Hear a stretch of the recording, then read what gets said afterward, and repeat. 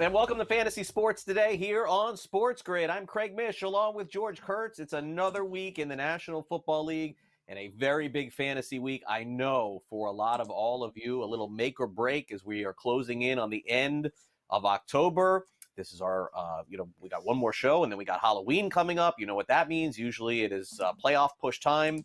And George, no shortage of news to go over here on the program. Definitely some injury news this week. It feels a little lighter than last week, which is a good thing. A little more certainty, I think, going into this week. But I would tell you last week, basically all the favorites in the NFL won. All the home dogs lost. A very rare occasion in the NFL. So I would expect the unexpected this week. Yeah, I guess we got a little bit of a break last week, right? You mentioned some. We didn't get the back-breaking injury news that have been killing us all season long. I guess if you were to Marvin Harrison, you started Marvin Harrison last week. That was brutal to get the concussion. Didn't get a point before he went out here. But you said all the favorites won, right? We got some points going last week. I know a Thursday night game was disappointing. All right, it was it was bad.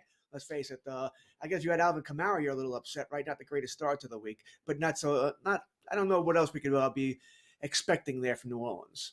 Yeah, the big news of the week, of course, it happened earlier in the week, but needless to say, regardless of when we do the show, it does shake up fantasy. And those are the trades. Two very big wide receivers moved this week. The first, of course, was Davante Adams, who was traded by the Raiders to the New York Jets and is expected to play this week. Also, Amari Cooper was traded by Cleveland to Buffalo. So the beat goes on for Cooper as he plays on yet another team. Also, we got some good news later in the week. Malik Neighbors looks like he's going to play this week for the Giants as they take on the Philadelphia Eagles. And then this quarterback situation with Pittsburgh is definitely a little perplexing, which we'll get into in just a minute. But, George, let's start off with the two receivers that were traded. Maybe it's a hot take from me, maybe in the end. But I just, this whole Jets trading for Davante Adams thing, I really just don't get it. I don't think it makes them that much better. It's just no disrespect to Adams at all. But it's really hard for me, George, to trust the same team that gave Mike Williams $10 million and then we're going to champion them 3 months later for trading for Davante Adams. I just don't really understand the direction that they're headed. And dare I say, I think there's a chance Amari Cooper may end up being the better fantasy player. Call me crazy, but Buffalo has no clear a wide receiving option for Josh Allen. I think there's at least a chance that is the case. I'm not open and shut here on Adams to the Jets. I think everything you said is fair. All right. I don't think wide receiver is the Jets' number one problem. I don't. All right. That's the offensive line. That's still an issue there, right? Rodgers getting killed there. Remember, in their losses, Rodgers has had chances to make game-winning plays at the end. He has not made them. All right, that's not because the wide receiving core wasn't up to par. I know he blamed Mike Williams on for what happened one day that he ran the wrong route, but let's have heard that the London game there, you missed a wide open Garrett Wilson with over 2 minutes to play. He was running free down the sideline, you overthrew him. All right, that's on you. All right, so I don't think the wide receiver is the problem here. Am I going to tell you adding Davante Adams doesn't make them better? Well, of course it makes them better. All right, he's still a good. I don't think he's the receiver that he was in Green Bay with Aaron, but he makes them better. At the very least, he'll take away some of the coverage from Garrett Wilson here. So I think he'll make them better, sure. A difference maker?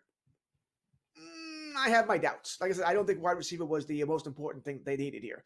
So if he doesn't have time to throw, it's not going to matter here. But You said you don't understand why. Well, yes, we do. Aaron wanted Davante. Aaron gets Davante. And let's face it, Craig. If this doesn't work out, they're all gone.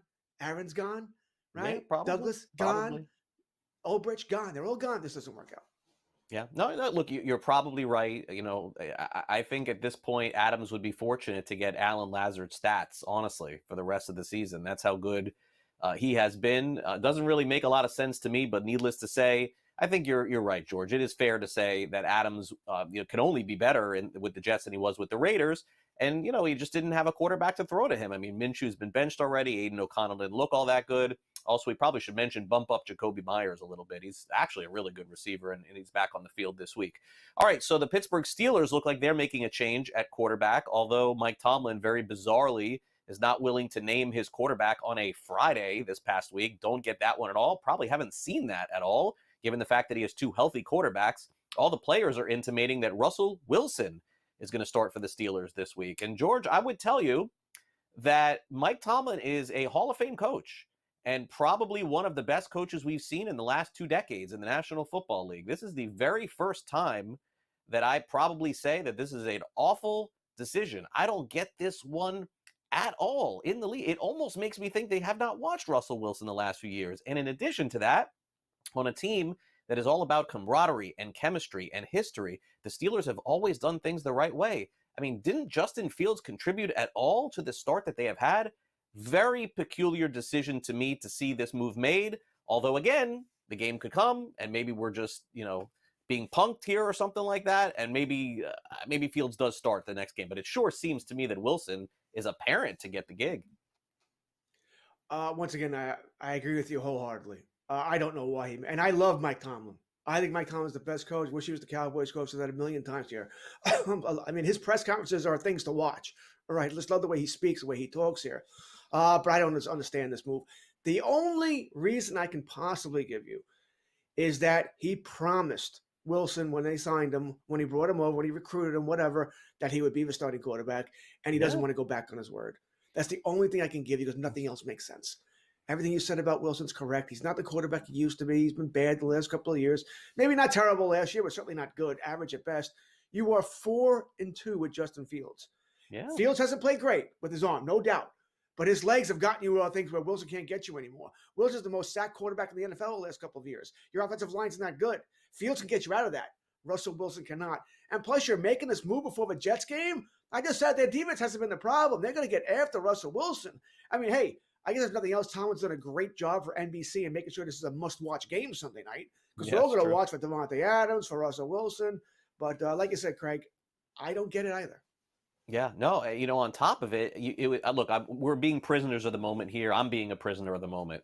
But it's really hard for me to remember any NFL team that was 2 games over 500 that benched their quarterback, like literally benched. I mean, that is what's going on here. Make no mistake about it. I understand Russell Wilson hasn't been healthy enough to start, but I mean, they're benching Fields to bring back Russ. And, I just haven't seen enough to, make that decision. Then, by the way, what happens if this doesn't work for Pittsburgh on Sunday night? What do they do at that point? Just go right back to Fields? What if that one loss ends up costing them a playoff spot? So needless to say, that is a tough look.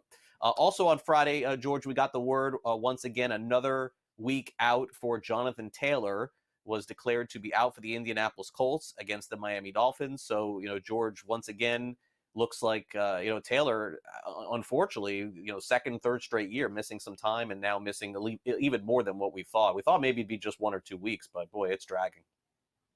Yeah, we'll dive more into this during the show here, but we expect Anthony Richardson to start this week as well. I'm not going to like the wide receivers. All right, Flacco was getting those wide receivers involved here, but with Anthony Richardson back, he didn't have the greatest start. So I don't know if that's going to – I expect that to continue this week. Dolphins may not have an offense, but their defense has played pretty well. So listen, you're still going to start. What are you going to do? We don't have running backs, all right? So we're going to have to start Simon. But I'm going to be very concerned with my Indianapolis Colts offensive players this week. I also think this is going to be a game where Indianapolis knows that, hey, Miami's not scored. Not with whoever they throw a quarterback there, so we don't need to open it up. We're going to play close to the vest. This is going to be kind of a boring game, Greg. Yeah. No, speaking of which, it's look, in the National Football League these days, if you don't score, nobody wants to talk about you. And that was definitely the case if we were going to go back to Thursday night after the break. Now, I know that there are a lot of you out there that are going to say, listen, why are you guys even going to review Thursday Night Football? It was a horrible game. Why don't you guys just do, Thursday night's Yankees-Guardians game? Because that was a lot more fun. I feel like our producer, Sam, must be under contractual obligation with Amazon Prime for us to have to go back and do this game on Thursday night. But we figure we'll do it for 6 minutes, and that's coming up next.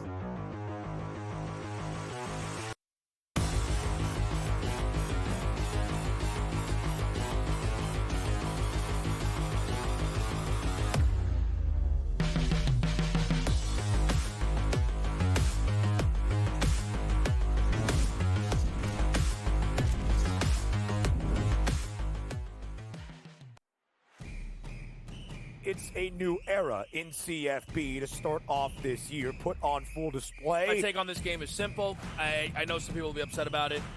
Good riddance to the Pac-12. Can you do it in terms of the week to week to week? I don't see a pathway for this team to miss the college football playoffs. We want to make sure you have those best bets in the entirety of our betting cards. That was thinking! But he had that program was already going there! only on SportsGrid. Guardians, despite being at home in the land, were a home underdog against Tarek Skubal. Enter Lane Thomas, maybe one of the under-the-radar trade deadline acquisitions being dealt from the Nationals. He was huge in the ALDS. A heavy favorite for the New York Yankees in the series. You're going to look to their best two ball players to be those MVPs. That's Juan Soto and it's Aaron Judge. The early line, only on SportsGrid. Right here with you on Pro Football Today on SportsGrid. Odds in motion, trying to see what lines have moved throughout the week. Never felt more comfortable in this set than I do for this year. I am ready. I'm just getting angry. The hot takes are going to be here all week long, people. What in the world is going on in Miami, Dom? It's not particularly anything to shy away from just because many people are on top of it. Hot take, hot take. I think this line is asking you once again to take New Orleans. Pro Football Today, only on SportsGrid.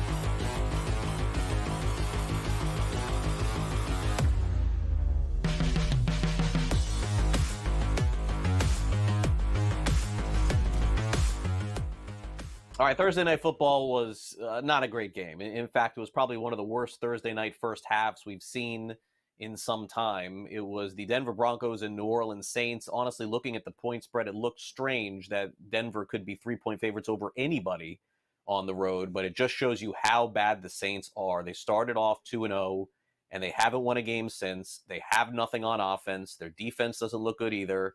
And 33-10 was the final there. So if you were up late on Tuesday night, Wednesday night, deliberating about who to pick up, and you landed on some guy named Bub Means, I'm sorry. We all have been there. It did not work out for Bub Means on the New Orleans Saints. They have no quarterback play.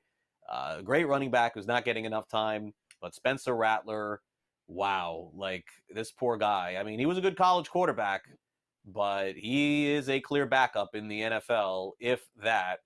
And George, even to make the story stranger, the Denver Broncos, who historically, if you go back and look at the last 30, 40 years, one of the best records against the spread in the history of the National Football League at home, they can't win any games at home. They have all their wins on the road. I mean, I don't know what to say. I just hope that they don't throw these two teams on Thursday night ever again. It was a brutal game. It was sort of a throwback to remember the old Thursday night games where they were always terrible because we get the two worst teams in the NFL all the time, it seemed like. But hey, it is what it is. But this is what's great about fantasy. Or for me, I guess it wasn't so great. The score is 33-3. Yet that last drive, I am yelling and screaming because I have the Denver defensive special teams on several leagues. So that last touchdown cost me, I don't know, 3-4 points in all those leagues. So they got the 10 points rather than 3. So just great about fantasy. We still had stuff to root for there. All right. So, yeah, I was not happy that they scored that last second touchdown. Although, hey, the Denver special teams defense had a great fantasy game here. It is what it is. All right. There's nobody really trying to start here. I think we knew everybody on New Orleans was going to have a bad game. I mean, come on. Denver was going to do everything they could to take Kamara out of it. There was no wide receivers to throw to. Even Taysom Hill wasn't playing. I think the most disappointing was probably Cortland Sutton. And we thought he'd have some success here, and he didn't do much. So if you started him, that was really a big problem here. And I guess once again, another complaint could be if you're playing against Javonte Williams, boy, are you not happy with that New Orleans rush defense. Yeah, I would say not are you not happy or unlucky. I mean, there's hype behind running backs in the NFL, but this hype train for the last 3 years on Javonte Williams, completely unwarranted. Folks, I'm going to make you feel better about not playing Javonte Williams last night. I know there are a lot of people out there that had him on the bench and are like, I should have played him. Folks, you should not have played Javonte Williams last night. Do you realize George, that Javonte Williams, who supposedly 3 years ago was going to be a superstar once they traded Melvin Gordon, and never has, do you realize that Javonte Williams, going into last night's game, did not have a touchdown this season? And as a matter of fact, Javonte Williams has not had 2 touchdowns in a game since 2021 and had never rushed for 2 touchdowns in one game. I know he looks good in that uniform, and I know we've talked about this before, George, where all the Denver running backs used to be a thing. And again, no disrespect to Javonte Williams. He's worked his entire life to get into the NFL. He's a starting running back. He's always going to have that. And he's going to play 5 years probably in the NFL, if not more. But I know there are a lot of people sick about not playing him last night. I got to tell you, I don't blame. I mean, what has he done to deserve any start?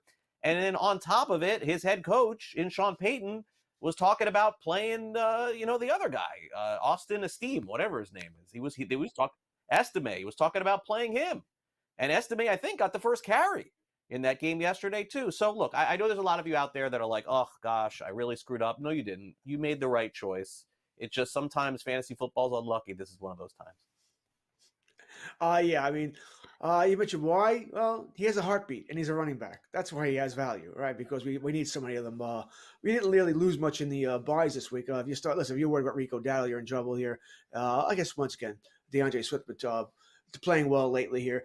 I can see people starting Javonte. I can see you sitting him. Depends on what you have on your roster. Like I said, I don't have him in any league, but I did go against him in at least one league. And boy, was I not happy. Actually, 2 leagues, now that I think about it. I was not happy about that, by the way. But at least one of the leagues where you started Javonte, you also started Kamara. And I did have that Denver DST. So it sort of evens out there. I'll take my chances there. But it is what it is. Javonte, you said something that I thought really resonated. He looks good. He looks good in a uniform. He looks like he should be a good running back. Right. He's just not. He's just, or at least not yet. Listen, to be fair, not yet. How many years? He hasn't had the greatest of quarterback play. Hasn't had the greatest. Over. Listen, go to the George, Cowboys. I'll take my chances. I'll write everybody. If it hasn't happened yet, it's not happening for a guy who played in 2021 at the running back position. No disrespect to him. Again, highest level of all time in professional sports playing in the National Football League. It's just that as far as what we thought was going to happen definitely did not happen in the case of Javonte Williams. Now, let's quickly dive into the end result here for Alvin Kamara, who is now basically unplayable in fantasy football. The good news is Chris Olave is going to come back. The bad news is Rashid Shaheed is not. Do you bench Kamara if Carr is not playing? Like, I think you have to consider it. It was just such an ugly offensive performance. All right, so let's assume Carr is not playing next week. Do you have to consider it? Yes. All right, Olave could be back. So that's a sort of a plus there. But teams still going to look to take him out of it. The question is, who are your backups? I have Kamara in one league, and I had to start him. I didn't want to start him yesterday, but I had no choice because my backups in that league are Etienne and Rashad White. And I'm not so sure either one of them's going to play Sunday. So I had no choice. I had to go with Kamara. Got to get some kind of points. And you see from the graphic there, he got 8.4. All right, so that's not awful. It's not good, but it's not, oh my God, it's not 2-3 points. I got 8.4. So if you're going to sit him for your third running back, I mean, can you get double-digit points from that guy? Because, like I said, with Olave back next week, I expect him to get, 10, 12 points. Maybe Carr comes back. If Carr comes back, then Kamara's it. So we're assuming Carr's out next week. Right. I'm likely still starting Kamara. If Olave's out, that's different. But I'm likely still starting because I don't think my third, fourth-string running back, whatever I might have, plus there'll be buys back next week, can get me 12 to 14, 16 points. I doubt I have that on my roster.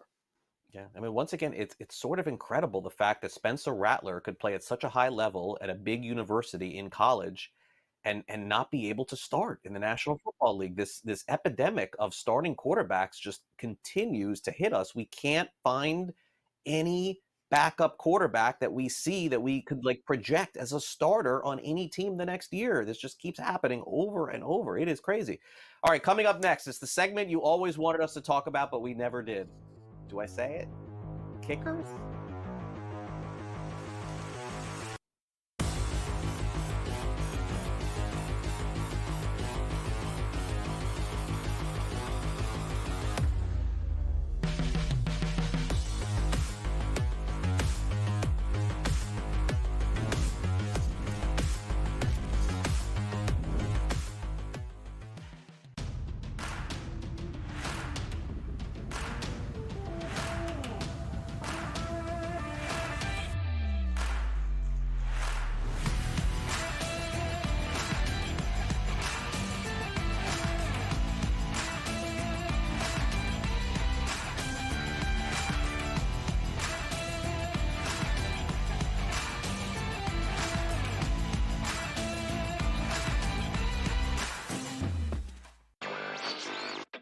can't sometimes look at the point spreads and just, understand what they mean. Because going into the game, you're looking at it, it's like, okay, Denver's playing better football. They won a couple in a row. Now they're going back home. The Broncos have to turn around and play on a short week. Sean Payton is returning to New Orleans. The Saints just gave up almost 600 yards of offense to the Buccaneers. So it's going to be an interesting kind of gut check. Newswire, only on SportsGrid. But if you're playing the odds and you're looking for something that is a more favorable opportunity, it seems like Bo Naylor doing nothing tonight and just watching paint dry is a good investment. I'm assuming he's in the bottom 3 or 4 of their lineup, which also puts them at risk to be pinch hit, which is great if you have that under. Gets up once or twice, and all of a sudden later in the game, they pinch hit for him, and then you're just free and clear. Game time decisions, only on SportsGrid. That kid on the 2-point conversion play was wide open on the right side of the end zone, and the kid threw it about 15 rows over his head. People crystallized Georgia and Alabama. They put them on the shelf above everyone else, and they're just not there this year. I thought the kid Beck was great on Saturday, but they barely beat Mississippi State, who is porous. Pharrell Coast to Coast, only on SportsGrid.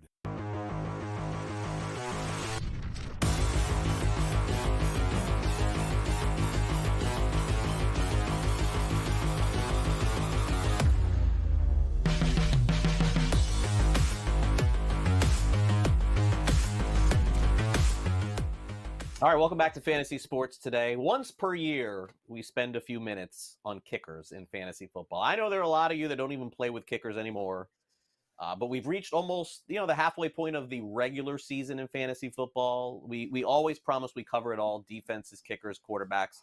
So bear with us for the next 6 or so minutes as we go over the kickers. Now, George is back with me here.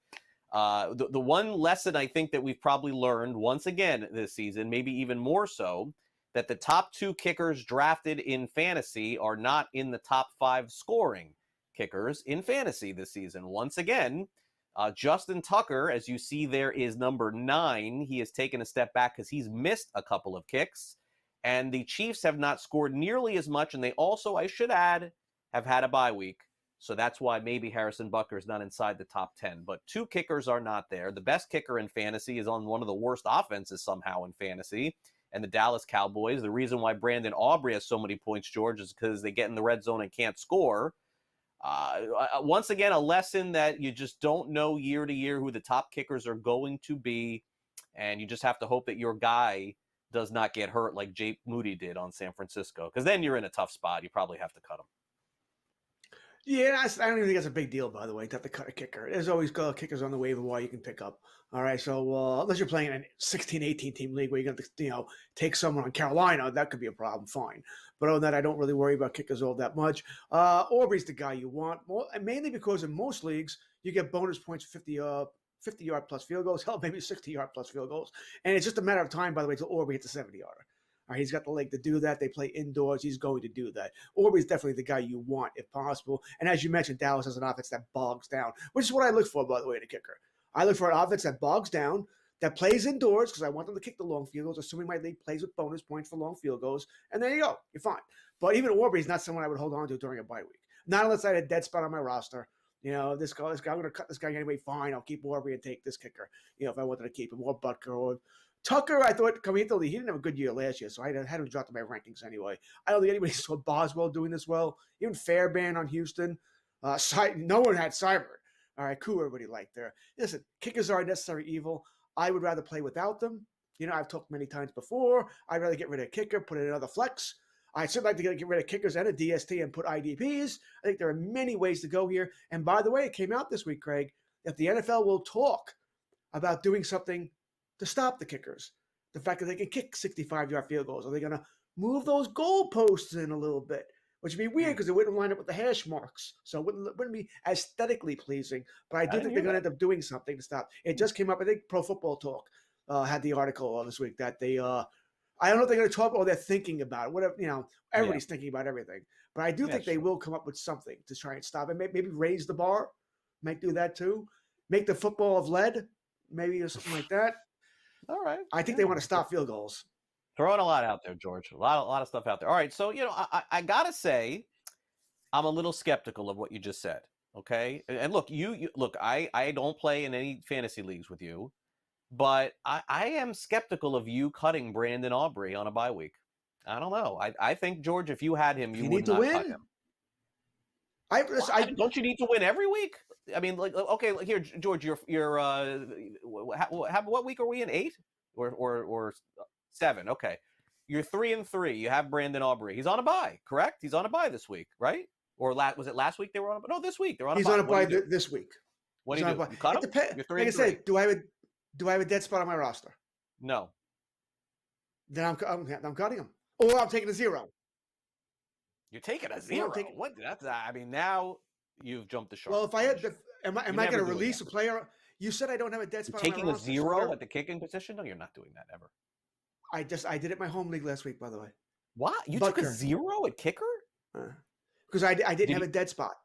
Did you win? It's a points league.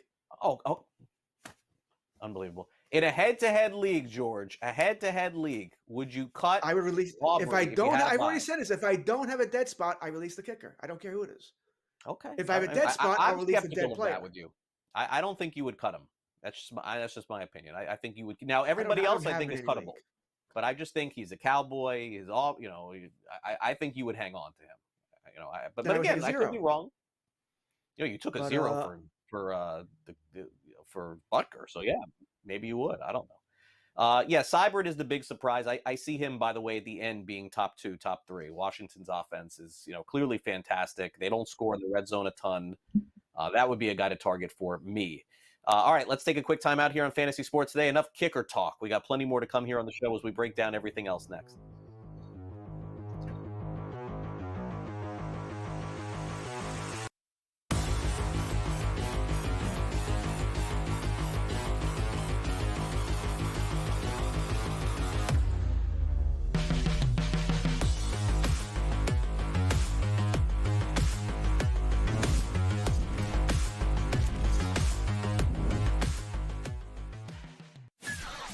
That kid on the 2-point conversion play was wide open on the right side of the end zone, and the kid threw it about 15 rows over his head. People crystallized Georgia and Alabama. They put them on the shelf above everyone else, and they're just not there this year. I thought the kid Beck was great on Saturday, but they barely beat Mississippi State, who is porous. Pharrell Coast to Coast. Only on SportsGrid. Anyone that's been to a sporting event, the atmosphere before a game, I think Game Time Decisions has that same exact atmosphere. This is our arena. This is what we do. There is going to be an energy to Game Time Decisions that you will feel night in and night out. The excitement you get when you lock your bets in, when you're figuring out what you want to do, we can zone in on the biggest games each night. I want this to be the place that people come to before the games start so they feel as ready as possible to lock in their cards. We are going to hit every single one of those markets that you need to know about. We're going to go through every single thing, and I've got a great team behind me that's going to help me get the job done. There is not going to be a better place, I promise you, than Game Time Decisions to get that new information, react to it, and be able to then bet accordingly. We will have everything at our disposal, and we will use that to our advantage. I'm Kevin Walsh. Tune into Game Time Decisions from 6 to 8 p.m. Eastern on SportsGrid.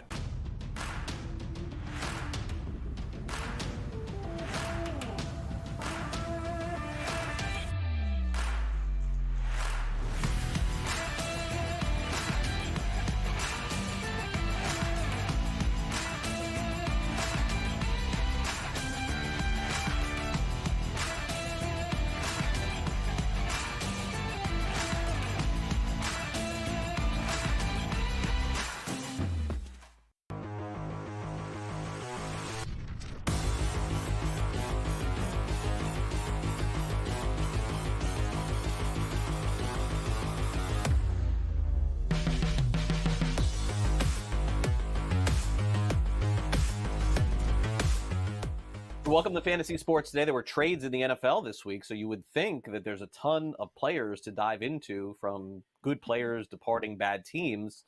like Amari Cooper leaving Cleveland or even perhaps Devontae Adams leaving the Raiders. But truth be told, there was not a lot on the waiver wire this week because pretty much everybody has everybody at this point. But there are still some options for players out there that we're going to review. And let's start off with one of those deals, George, with Cooper going to Buffalo. It is a clear picture here at this point for me that Jerry Jeudy is the number one guy in Cleveland. I mean, they're certainly paying him like it, but the quarterback play has been so poor all season long. Maybe the bigger story here for Cleveland is that Nick Chubb is going to play. And if for some reason, somebody forgot about him in fantasy, I don't think that he's sitting on any waiver wire, but if somebody did, you want to activate him because Ford is out as well. Jeudy, 62% owned. I just do not have high hopes here. Just like I don't have high hopes for anybody outside of Jacoby Myers on the Raiders. Like there was just literally no one to pick up. And the Saints on Thursday night also proved that too. I mean, you really have to have a good quarterback to pick up a receiver off the waiver wire. Yeah, I think it's more like, all right, Cooper's gone. Maybe you give Jeudy one more week. The fact that he is the number one guy there, maybe that helps. I don't think so, by the way. Right? Deshaun Watson's terrible. All right, they should have moved on from him. They won't because then you made a terrible contract and all that. And Stefanski can say everything he wants. That this is my decision. I may go, yeah, okay, sure. Because if that's true, then you're the worst head coach in history. All right, why aren't you giving the backup a chance here? This is definitely coming from ownership here. And I say, if you think, I'll get Elijah Moore. Yeah, good luck. All right, good luck. No, I want nothing to do with that. If you have Jeudy now, which, like I said, you want to give him one more shot. They're playing Cincinnati this week, an awful defense. Fine. All right, we'll see. But after that, if it doesn't work, and I don't expect it to work, it's time to move on. Let Jeudy go. All right, find somebody else here. Myers, by the way, who I might have some interest in, he's doubtful to play this week, so he's not going to help anyway. But that quarterback situation's awful. All right, O'Connell's worse than Minshew. And they're both Who do they have, by the way? Backups. Who do they have, the Raiders? Is Hollins? Is he on that team or is he on Buffalo? No, Hollins on Buffalo now. Who was on the Raiders? Tucker. Oh, they got the Tucker guy. Remember, we all went nuts for Tucker 2 weeks ago. Yay, DJ Turner. DJ Tucker. Yeah. Tyreek McAllister. I mean, listen, it's Bowers or bust. All right, you got Bowers. Congratulations, he's getting every target. Wow. All right, Cardinals. Michael Wilson still on the waiver wire in a lot of leagues. George, this is a theme here, where his projection at the end of the season is for probably about 60 catches, 500 yards, 4 touchdowns, which makes him a fill-in in some leagues. But I mean, I guess without Harrison this week, potentially that's good news for Wilson. Not that we're rooting for injury, but that would be the only reason. Yeah, right. Now it's a tough matchup against the Chargers. Good defense there. Arizona's been a weird team. All right, 1 week they're good, the next week they're bad. They show up, they don't show up. Harrison, as of the Friday injury report, they got rid of the non-contact jersey, which is a good sign. But I believe the last step is going to be an independent neurologist, and I haven't seen if he passed that yet. So maybe he plays Sunday, maybe he doesn't here. I like Wilson, Craig, I do, but not this week. I mean, unless you're a CeeDee Lamb owner, Keenan Allen. I said there's only 2 teams on bye. You should be okay wide receiver wise. I'm not even big on Harrison this week either if he plays. I don't love this matchup, man. For a team, like I said, for a team that's hit or miss, and there's been more misses than hits here. I don't know if this is going to be the week where they turn it around here. And that includes Kyler Murray. I don't even like James. I don't like the bottom line is this. I don't really like anybody on Arizona this week. Yeah, no, it's after last week's performance, I don't know how you could. All right, so, Drake May is in at quarterback, and we assume he's going to play this week, although he's been questionable all week long. He did connect on a deep pass to Keyshawn Boutte. I saw him picked up in some leagues. Demario Douglas, probably still available in sub leagues. But, boy, that London game always has a stench, Like, you never want to play guys in that game. It feels like Thursday Night Football, sometimes you're okay playing guys because you have no choice. But if you can avoid the London games, I always try to. And, by the way, a horrible game Sunday morning between Jacksonville and New England. But I will say I thought Drake May played okay when he wasn't, like, on his back dropping the football. But, I mean, starting Demario Douglas at this point, even as a flex or wide receiver 3, I don't think I could do it. Yeah, the NFL is screwing with us, right? Oh, let's give them New Orleans, Denver on Thursday night, and then we'll just, hey, Sunday morning we'll give them New England, Jacksonville. Yeah, it's not exactly how I want to wake up. But listen, I'll still wake up and watch the game. Now, Drake May, at the very least, gives them a downfield threat, and he's certainly more exciting than Brissett. They're watchable. How about that? With Brissett, they really weren't watchable. But with Drake May, they are. See what this kid can do here. Now, we're going to hear about more Douglas more later on in the show here. I'm on board here. All right, I'm on board for this week. All right, they're Really? playing Jacksonville, boys and girls. Jacksonville has no Wow. secondary. Did you want? They can't, Craig. They can't cover you and I. All right, this is a bad secondary. And Drake May's going to throw the football. He's just going to throw. He's just going to wind it up and let it go. My only worry about Sunday morning would be if it's a slog. The weather there, they're not throwing the ball there. It's going to be one of those 17-13 games. That's it. But I think New England, Jacksonville could score some points. We need Jacksonville to score here to make New England want to throw the football. So I'm kind of on board with Douglas if you need somebody this week. Yeah, I would agree. All right, so the hottest pickup off the waiver wire this week, because he's available in every league going into the week. There's no question. Like, this was the name. Sean Tucker, running back on Tampa Bay. Buccaneers offense has been the best in the NFL this season. Go figure that. And all three running backs that they have been viable at one point. I saw that report, George, that the head coach said that they're going to ride the hot hand. I don't believe that. I think Bucky Irving, to me, has shown enough to be the guy there. And I think Tucker may play, and I think Rachaad White may play too. But I don't know how you look. And again, one good game for Tucker, without a doubt. But look who we just played against last week, and look who we just saw again on Thursday night. To me, like Rachaad White was a league winner at the end of the season last year, I think Bucky Irving is going to be that guy this week. Now, I would pick up Tucker, and I would stash him. But to me, I think Irving is the clear-cut guy after some of those runs that I saw last week. I think he's going to be a very good running back in the NFL. If I had a choice of the three, I'd like Irving. All right, he'd be the guy here, but I think Ball's going to screw with us. Remember, I don't think he thinks like the rest of us. He stayed with Rachaad White way too long. Right, we only got to this point because White got hurt and forced him to go to the other running backs until he realized, they are better. All right, so Irving's the guy I want here. But man, when I hear hot hand and there's three of them, like, oh God, because I could see him doing that. I do, and to an extent, none of these guys are great. So I think I don't owe it to any of them. All right, so I'm going to play the guy who's playing the best, which is what I would do, by the way, if you don't have, an Emmitt Smith, if you don't have a Christian McCaffrey. I would play the guy who's playing the best. The guy's going to give me the best chance of winning, whoever it is that day. Or maybe it's the old Bill Belichick, where he didn't care about his running backs. Whichever running back skill set matched up with him winning that football game that Sunday, that guy was going to play, which made perfect sense football-wise, but it screwed us as fantasy owners. I don't think Bowles is quite there, but I said I want Irving. But I have a funny feeling I'm going to be saying a lot of four-letter words if I'm starting Irving or Tucker or Rachaad White. I'm just not going to be happy. Yeah, I think Irving's a must start for me. I really like him. All right, so Ray Davis is a must start if James Cook is out, and even if he's in, I thought Davis showed a ton last week. This kid is going to be a good running back in the NFL. I'm going to circle his name maybe for next year too if he doesn't get a lot of looks this year, because I think that he's carved out some role in that Buffalo offense. He showed he could catch the ball as well, and he's got this simple name, George, which we don't like in sports. Ray Davis doesn't excite you. He doesn't have this fun, exciting name or wear some crazy number, so he's been flying under the radar all season long. But make no mistake about it, he looked as good as any running back did in the NFL last week. The biggest surprise about that Monday night game for me was how well Ray Davis and Johnson, when he started the game, went right through with Jets defense. Shocked at how well they did there, right? Now, James Cook is off the injury report. So he's healthy. He's going to play too. It's another situation. They're both going to play. All right. So I picked up Davis in a bunch of leagues, including some where I have Cook. I'll start Cook over him. But I think this is another one. I think Cook's the touchdown guy. I hope he is. He was doing so well early on. Come on. It was finally his year. But this is going to be another problem for fantasy owners. I can't believe you gave a Jim Kick reference here on the show. I didn't see that coming. Jim Kick, Mercury Morris, 72 Dolphins running backs, Larry Zonka, ride the hot hand. That's what Shula did. He just never threw the ball. We'll be right back.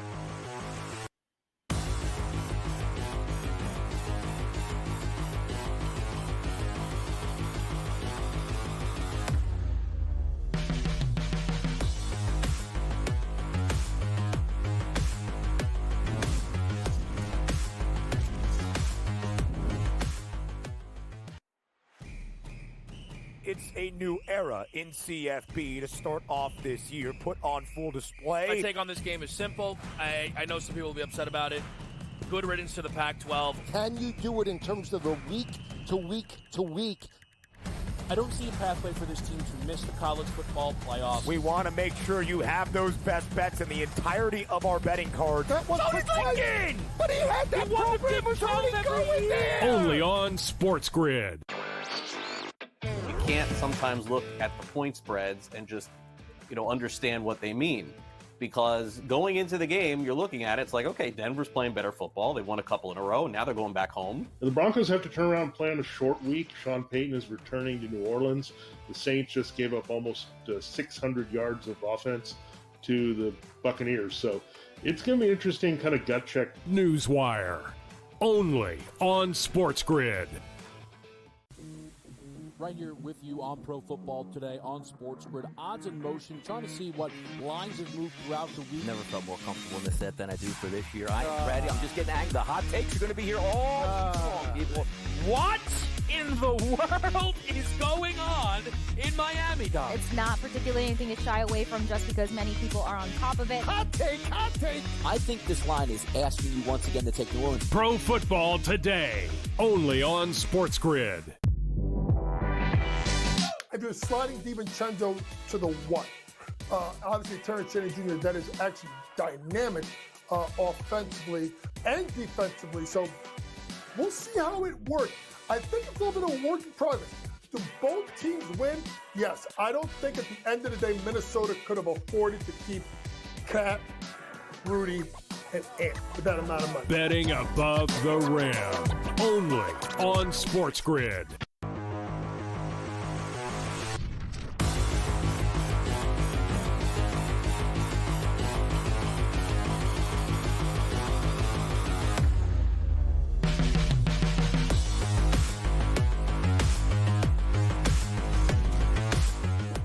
Time for a little starter sit as we go into Week 7 of the National Football League season. George Kurtz, Craig Mish.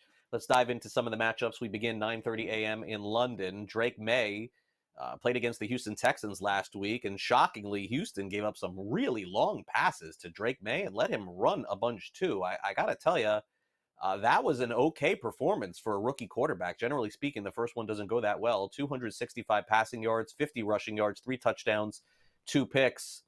George, you don't seem to like the Jacksonville defense. You and I are going to be on a different page here. I mean, look, in a 2-quarterback league, yes, I'm going to start Drake May, but I am not in a 12 or a 14 or a 16. I'm just not going to do it. And by the way, I watched that game pretty closely. I think he's got something. I think he's going to be okay in the NFL. I'm just not doing it, though. I can't. I got to find somebody else.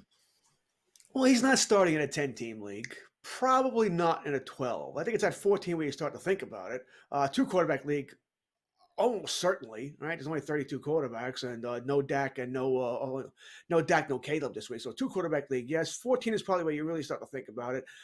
Listen, Jacksonville's got the worst pass defense in the NFL. I mean, I don't see that picking up on Sunday. I think May's going to have to throw the football. My only worry would be that the New England defense plays well.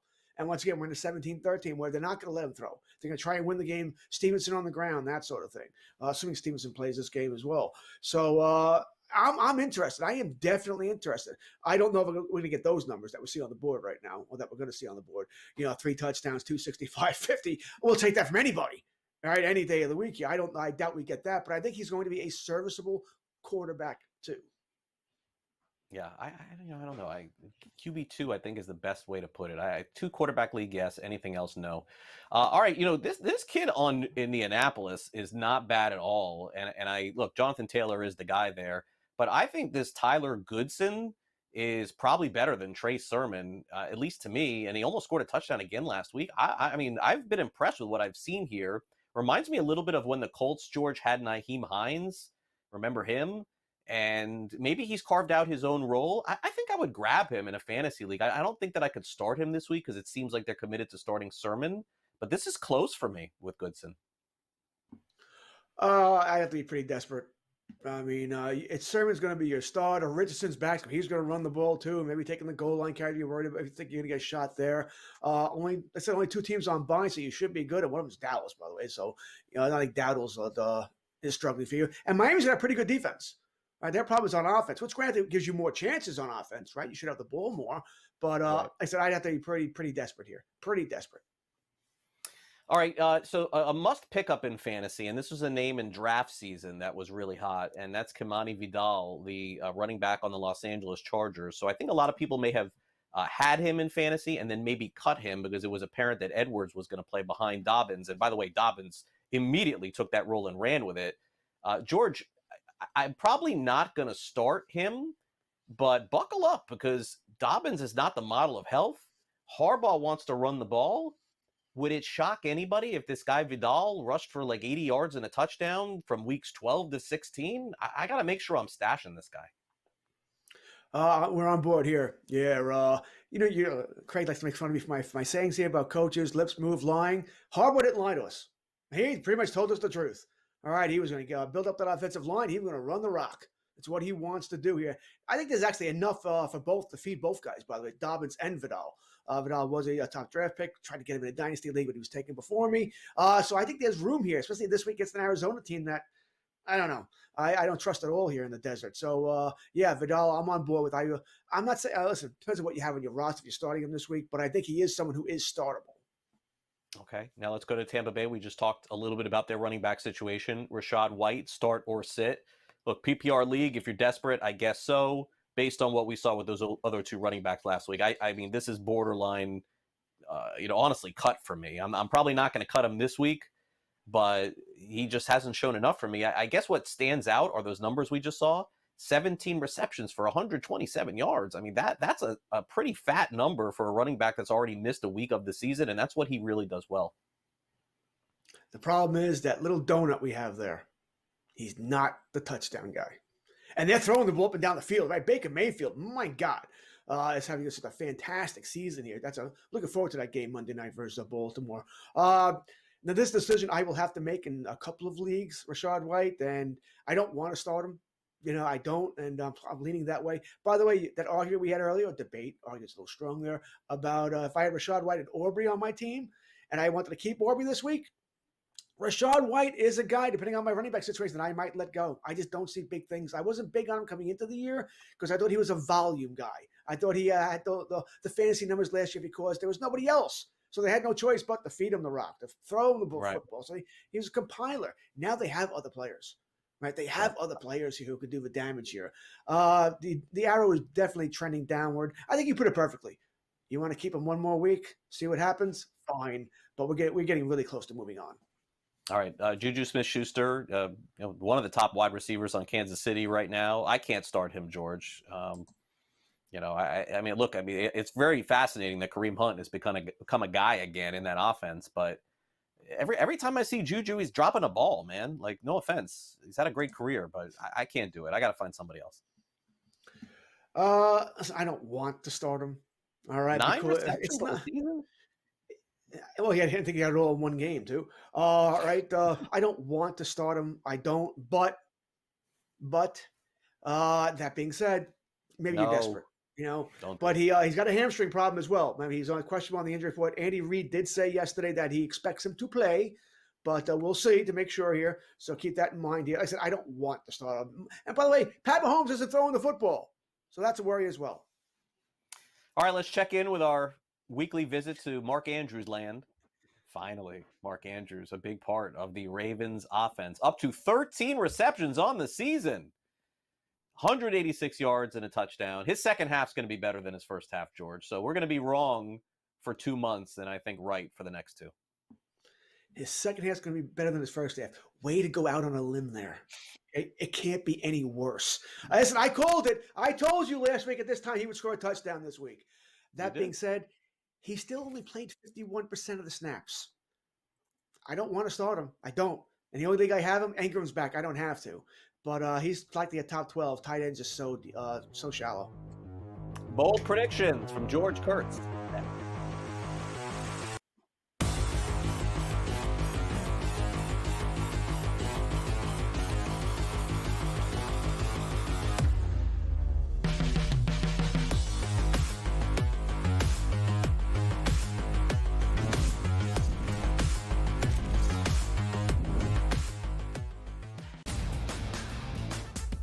Guardians, despite being at home in the land, were a home underdog against Tarek Skubal. Enter Lane Thomas, maybe one of the under-the-radar trade deadline acquisitions being dealt from the Nationals. He was huge in the ALDS. A heavy favorite for the New York Yankees in the series. You're going to look to their best two ball players to be those MVPs. That's Juan Soto and it's Aaron Judge. The Early Line, only on SportsGrid.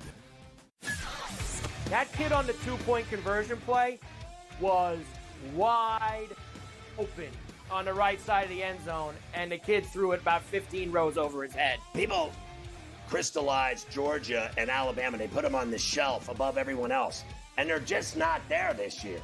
I thought the kid Beck was great on Saturday, but they barely beat Mississippi State, who is porous. Pharrell Coast to Coast, only on SportsGrid.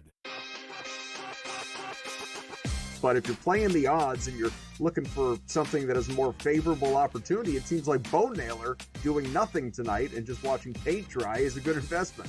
I'm assuming he's in the bottom 3 or 4 of their lineup, which also puts him at risk to be pinch hit, which is great if you have that under. Gets up once or twice, and all of a sudden later in the game, they pinch hit for him, and then you're just free and clear. Game time decisions, only on SportsGrid.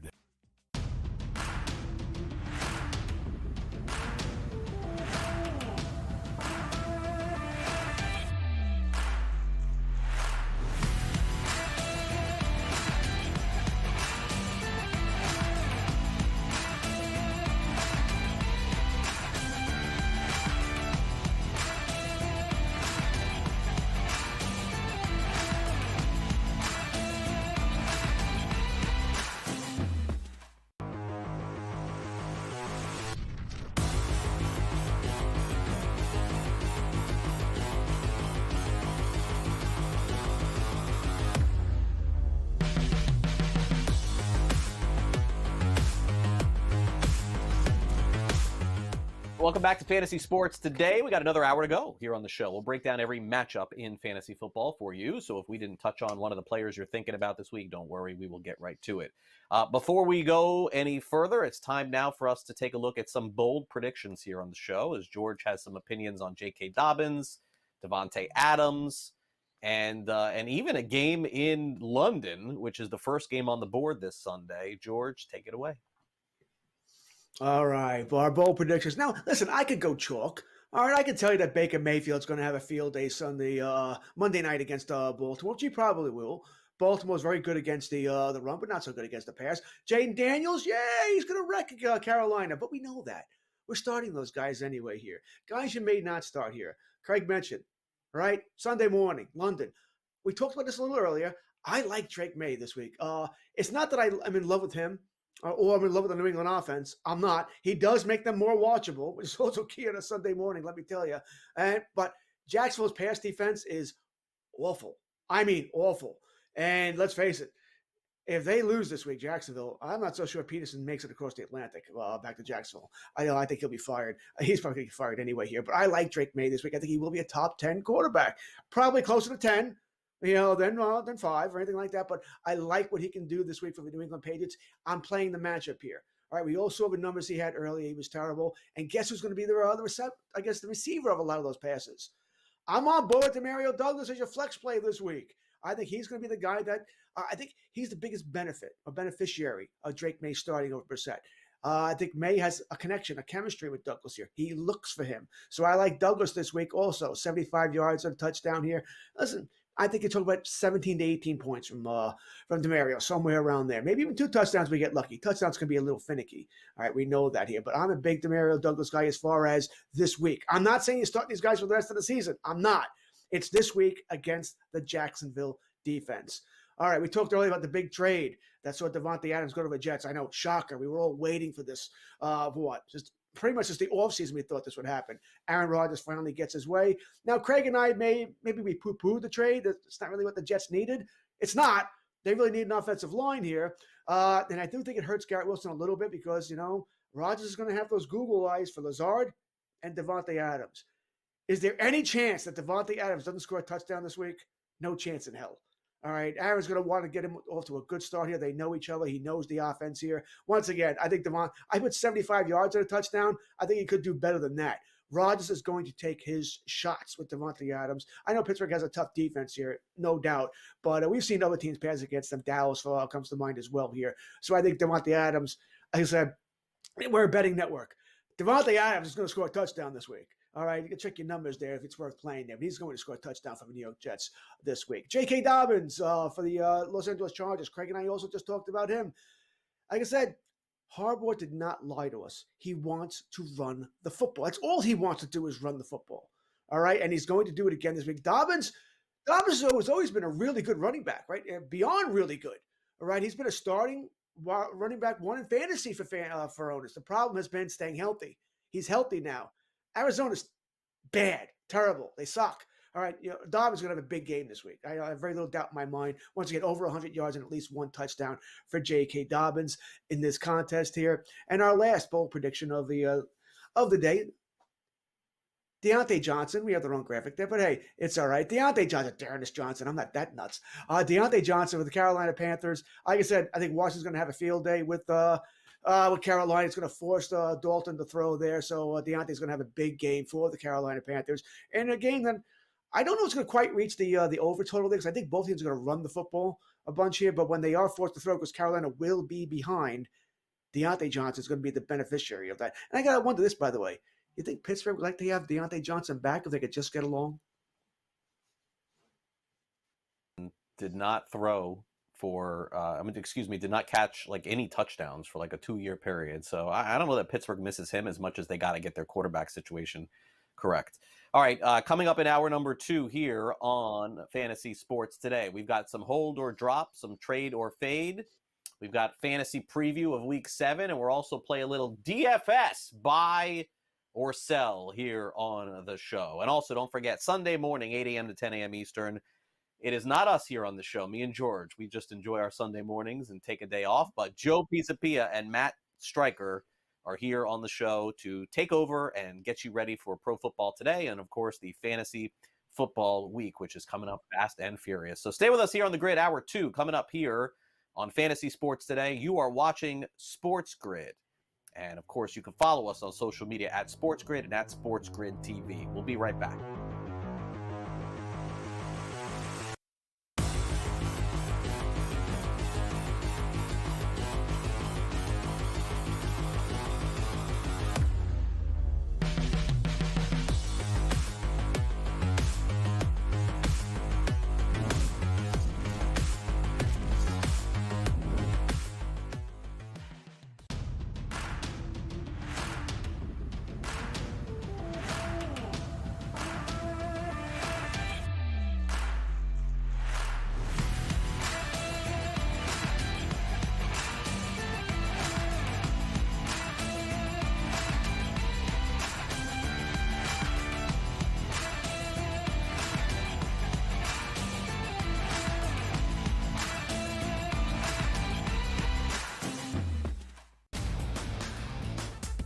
Guardians, despite being at home in the land, were a home underdog against Tarek Skubal. Enter Lane Thomas, maybe one of the under-the-radar trade deadline acquisitions being dealt from the Nationals. He was huge in the ALDS. A heavy favorite for the New York Yankees in the series. You're going to look to their best 2 ball players to be those MVPs. That's Juan Soto and it's Aaron Judge. The early line, only on SportsGrid. Anyone that's been to a sporting event, the atmosphere before a game, I think Game Time Decisions has that same exact atmosphere. This is our arena.